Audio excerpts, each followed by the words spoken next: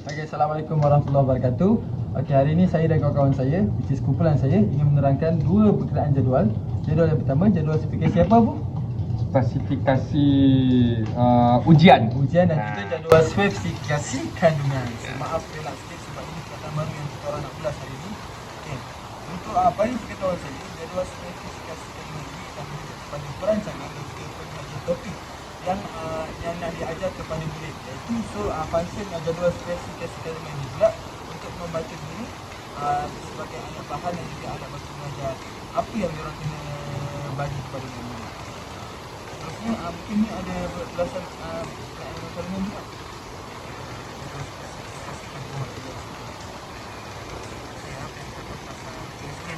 Singkatannya adalah GSK ini berkenaan dengan pembinaan alat dalam sebelumnya dalam ujian dan ujian pelajaran. Jadi akan ada salah satu sistem sistematik yang akan digunakan dalam Maknanya selaras lah JSK ni. ya, selaras. Oh betul juga. So maknanya setiap tingkatan yang ada di sekolah menuju darjah itu selaras. Satu dilaraskan. Okey, faham. Tadi ada awak sebut ujian tu. Jadual Betul. spesifikasi ujian. Benar. Boleh awak turunkan?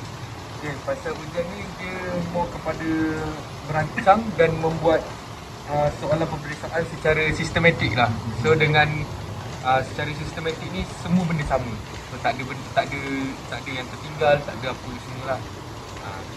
Maknanya apa yang saya dapat daripada kedua-dua apa yang korang ulas ni, JSK dan juga JSU ni tak jauh pun beza. Maknanya kedua-dua ni membawa konsep selaras, iaitu menyelaraskan sistem pembelajaran di Malaysia. Betul tak? So mungkin ada sedikit ulasan. Kalau dari saya segi tambahan yaitu GSK kandungan ini ataupun yang dibuat membuat sebagai contoh exam dia perlu bagi soalan dan dalam soalan tu kita perlu ada tahap kesukaran yang berbeza. Dia tidak perlu tahap yang susah, kita perlu ada level-level yang tahap yang dari tahap 1 level 1. Itu apa yang dilihat dalam JSU jadual spesifikasi dia. Maknanya dekat JSU ni juga dia akan tengok tahap kesusahan kertas soalan tu sendiri lah. Faham? Mungkin saya boleh tambah lagi tujuan utama JSU ni. Sebab mungkin ada lagi yang tak berapa faham dalam tujuannya. Jadi tujuan utama JSU ni dibentuk adalah untuk menyediakan panduan dalam merangka soalan. Maksudnya ini jadi garis panduan kepada untuk buat setiap soalan di sekolah. Lepas tu dia ni juga mengekalkan tahap kesukaran yang konsisten. Maksudnya enggaklah tahun depan tiba-tiba senang. Tahun ini senang, tahun depan susah pula. Dia konsisten. Adil lah. Dia adil. Lepas tu mengambil kira masa yang diperlukan bagi setiap topik. Dan memudahkan perbandingan antara pelbagai ujian. Maksudnya enggaklah jarak kesusahan antara ujian-ujian itu tidaklah terlampau. Oh ini mencabar sangat, subjek ini mencabar, subjek ini kurang. Begitulah, itulah yang apa yang saya paham. Mungkin kurang boleh bagi penutup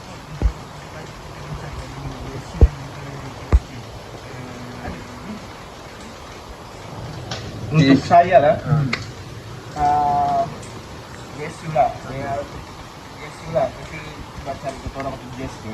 Jadi JSU ni dia ni sangat membantu dalam memastikan ujian yang ada di sekolah ni adil dan tepat dan mencerminkan sukatan pelajaran dari kemahiran yang perlu dikuasai oleh pelajar.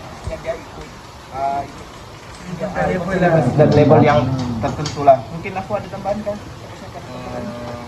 Yang terakhir untuk GSP ni pula untuk kemahiran berfikir aras tinggi lah. Aras tinggi, ada fikiran aras rendah. So dia dalam satu persatu dia ada bermacam-macam jenis berfikiran lah dari situ. So dengan benda tu dapat memastikan lagi penilaian yang seimbang dalam pendidikan.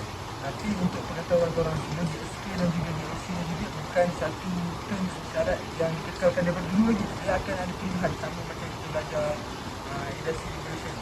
So dia akan berubah-ubah. So dari masa ke semasa setiap jadual ni ada syarat dia, ada terma untuk zaman itu.